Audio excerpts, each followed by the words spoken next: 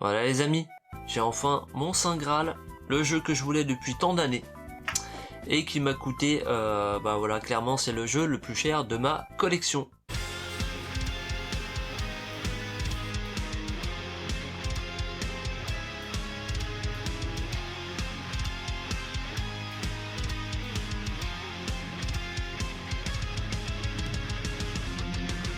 Nous voici, nous voilà enfin pour ce super lot. J'ai chopé ça à plusieurs moments, mais voilà, tous ces jeux Super Nintendo et Super Famicom que j'ai rentré ces derniers temps avec un jeu PC Engine quand même. Voilà, je vais m'y mettre à la PC Engine. Donc j'ai pu rentrer très récemment le Fantasy Zone que j'ai pas pu encore tester puisque bah j'ai pas encore la console, mais on va y venir. C'était tout simplement sur eBay et bah, le vendeur avait des jeux Super Famicom qui m'intéressaient, il y en avait plusieurs et il avait ce jeu, et sachant que je compte m'y mettre cette année, et ben bah voilà, ça tombait très bien. Donc un petit PC Engine comme ça en U-Card, ça fait plaisir. Donc bah le Fantasy Zone, hein, je pense que vous savez tous ce que c'est. Il s'agit tout simplement d'un shoot 'em up à scrolling horizontal.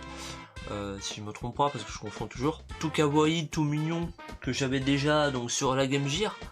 Et voilà, vu que j'avais bien accroché celui-ci, je me devais de le prendre en même temps. Ensuite on enchaîne donc avec la Super Nintendo, avec le jeu qui est en moins bon état du lot, parce qu'ils sont tous en très très bon état, et celui-ci on va dire moyen, ça va encore. Le Tiny Toon Buster Butts Loose, voilà. Qui m'intéressait beaucoup puisque bah moi je suis très fan du Hidden Buster Hidden Treasure sur Mega Drive, voilà, qui est un jeu de mon enfance, et j'avais envie de faire la comparaison. Et donc mon ami se séparait de cet exemplaire parce que pour lui c'était impossible de l'avoir, de le garder dans la collection, c'est Monsieur Mint. Et donc avoir un jeu comme ça en si mauvais état, pour lui ce n'était pas possible. Donc je sais pas si ça se verra à la caméra, hop. Quand je dis mauvais état, c'est parce que ça se voit peut-être pas forcément, c'est un peu plié ici. Et puis bah dans les coins c'est quand même pas hyper parfait, hein. Mais voilà, franchement, l'état ça reste tout à fait correct, surtout pour un collectionneur comme moi. Donc là on est sur du FH, voilà, et puis complet avec la notice. Hop, la notice qui est, ma foi, un peu pliée, mais ça va encore. Encore ça va. Notice qu'il faudrait que je protège, tiens. Je pensais qu'il l'avait protégé, bah dis donc. Donc voilà, il me tarde de tester ce jeu. Franchement, j'ai vraiment envie de faire la comparaison par rapport au Mega Drive. Je crois que le Mega Drive est légèrement meilleur quand même, hein. Je peux pas dire de bêtises, mais il me semble qu'il est meilleur. De toute façon, la Mega Drive c'est mieux que la Super Nintendo, hein, on va pas se mentir. Ensuite, un autre jeu que j'ai pu lui prendre également, donc un petit peu auparavant, il se séparait d'un jeu qui, pour lui, n'était pas assez bon pour sa collection.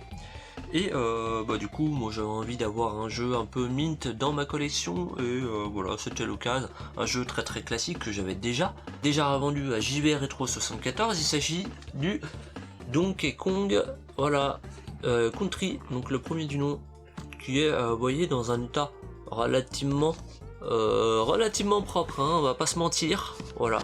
C'était jusqu'à présent du coup mon jeu le plus propre en Super Nintendo de la collection. Mais avec mon Saint Graal, et ce n'est plus le cas, il est encore mieux que celui-ci. Donc il a 2-3 défauts par-ci par-là, il a encore la pastille, hop. Et bon, quand je dis 2-3 défauts, je sais même pas si ça se voit à la caméra, hein, vous voyez, les angles sont pas hyper parfaits. Mais pour moi ça c'est du mint, hein, on est déjà sur du mint. Pour lui ça suffisait pas. Hop, donc pareil, on est sur du FAH également complet, donc protégé dans son petit machin. La notice également très propre, voilà. Donc Donkey Kong Country, je pense que tout le monde connaît également, hein. Classique de chez classique. Hop. Et avec ceci, on avait la cassette Donkey Kong Country, voilà. Donc la cassette Donkey Kong Country qui également à partir de cette vidéo Et sur la chaîne, voilà, je vous ai numérisé le reportage. Ma foi, il était déjà sur plusieurs chaînes. Je m'en suis rendu compte que quand, du coup, je l'ai uploadé sur la chaîne. Tant pis, c'est pas grave. Ensuite, sur eBay, donc avec le jeu PC Engine, je m'étais pris un lot de 3 jeux Super Famicom que je recherchais. Donc, voilà, on enchaîne. On reste dans le Donkey Kong. Donc, avec le Donkey Kong 2. Voilà, sur Super Famicom. Pourquoi l'avoir pris en pâle, le premier, et celui-ci Super Famicom? C'est tout simplement que il s'est présenté l'occasion que je l'avais déjà en pâle, que là je pouvais l'upgrader, et voilà, tous les prochains, quand je peux les prendre en Super Famicom, je les prends en Super Famicom parce que ça coûte moins cher, et qu'au final les jaquettes franchement sont presque plus jolies, ou sont même plus jolies en Jap, et surtout que le format c'est un petit peu, ça prend un peu moins de place aussi. Donc quand j'ai le choix, on va dire que je vais plutôt privilégier la Super Famicom. Voilà, hein, c'est surtout ça. Donc, dans un état vraiment nickel. Alors là, je vais pas m'amuser à vous les ouvrir à chaque fois parce que sinon on n'a pas fini. J'avais pas vu, il y a un petit jeton quand même derrière. Voilà, bon. C'est qu'un détail, hein, je m'en fous un peu en vrai. Hein, le principal c'est d'y jouer. Donc celui-ci où on incarne, de mémoire si je ne dis pas de bêtises, voilà, Donkey Kong est emprisonné, et on a Diddy Kong et la nénette, je sais plus comment elle s'appelle, vous me direz en commentaire, où le but c'est tout simplement d'aller délivrer Donkey Kong, voilà. Donc voilà, très content parce que du coup j'ai le 1 et le 2. Ensuite, je me suis pris le Yoshi Story. Voilà, franchement la jaquette est tellement magnifique, franchement ça claque, je trouve ça carrément plus joli qu'en pâle, et puis voilà, un petit jeu comme ça, un peu pastel, c'est vraiment, franchement il faisait des trucs de ouf à l'époque quand même sur Super Famicom, franchement c'est dommage que je sois passé à côté. Donc ma foi au moins je vais pouvoir y découvrir à partir de maintenant. Et ce qui m'a fait prendre tous ces jeux à la base, c'est un jeu que j'avais repéré, que je ne connaissais pas jusqu'à ce que je tombe dessus. Il s'agit donc du Mickey, donc je vous mettrai le titre en bas, parce qu'alors c'est un Mickey avec un nom impossible à retenir. Celui-ci est un peu moins courant, voilà, tous les jeux là je les ai à peu près payés aux alentours de 25 € je crois, et celui-ci était à 35, ou il était à 25 aussi, puis d'habitude je le vois à 35, 40, je sais plus. Donc voilà, un nouveau jeu pour le full set Mickey. Donc ça fait vraiment très plaisir. En plus il est dans un super bêta. Je l'ai trouvé moins cher que les autres, alors que les autres sont en moins bon état. Donc franchement vraiment très content de rentrer cette pièce. On est là sur un Mickey quand même moins connu que les autres. Ce qui m'a séduit sur celui-ci, c'est que quand on a des plateformes un peu hautes, Mickey peut sortir un ballon.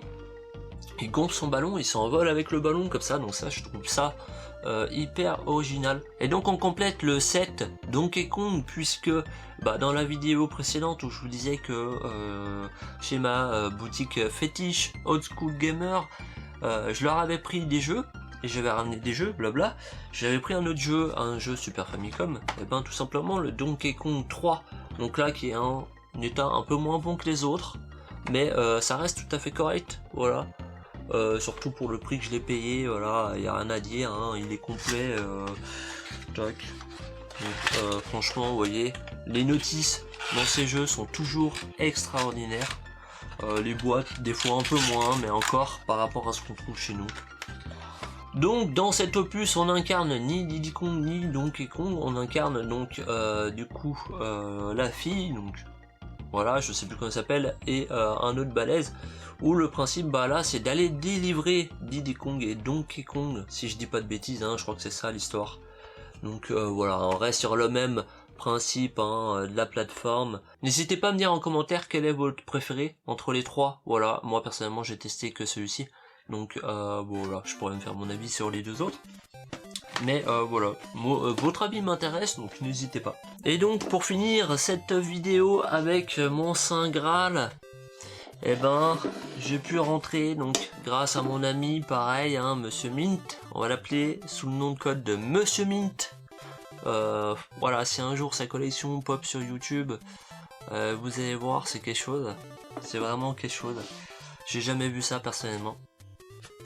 Il a pu me dégoter, alors c'est pas lui, hein, c'était pas sa pièce, mais c'est un de ses contacts. Le Super Back to the Future 2, voilà, sur la Super Famicom. Alors c'est une pièce qui cote un peu, hein, et surtout dans cet état, c'est une pièce qu'on ne voit pas régulièrement. Voilà, même lui, Monsieur Mint, m'a dit, il a pas beaucoup de jeux dans un état aussi irréprochable. Alors les gars, non, c'est pas un faux, arrêtez, je vois venir ceux qui sont un peu dubitatifs, on va dire ça comme ça. Ce jeu, donc, ça fait environ 2 ans que je le voulais, et enfin je l'ai, je suis vraiment heureux. Je l'avais découvert lors d'un événement que j'avais fait à Marseille sur Retour vers le futur 2. Je vous invite à aller voir la vidéo, parce qu'elle a pas beaucoup marché, et je m'étais investi dessus. C'était un peu au début de la chaîne, mais voilà, j'étais un peu déçu qu'elle ait pas marché, c'est un peu dommage. Voilà, quand c'est des vidéos qui nous tiennent à cœur. Et donc voilà, je l'avais découvert là-bas, et depuis ce temps-là, je rêvais de l'avoir, et enfin, je l'ai, enfin, voilà. Et bien sûr, pour protéger un état comme ça, je me suis pris, voilà, mon collègue m'a récupéré une, c'est même pas une crystal box, c'est une acrylic box. Donc malheureusement, ouais, c'est pareil, hein, ça vaut son prix, ces trucs-là. Mais au moins, ça a le mérite d'avoir un petit couloir comme ça, un petit socle, et au moins, on peut le poser, et ça tient.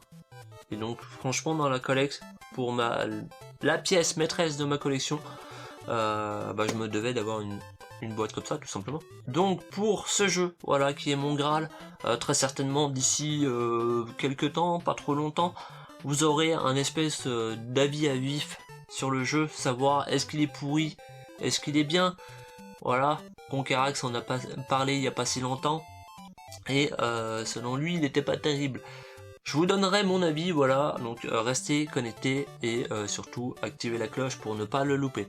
Voilà donc pour cette superbe rentrée Nintendo, j'espère que ça vous aura plu, n'hésitez pas à le dire en commentaire, et bien sûr, restez connectés parce que j'ai plein d'autres jeux qui sont arrivés de ma wishlist 2021. Donc voilà, encore de très belles pépites qui arrivent. Je vous dis à très bientôt pour une prochaine vidéo.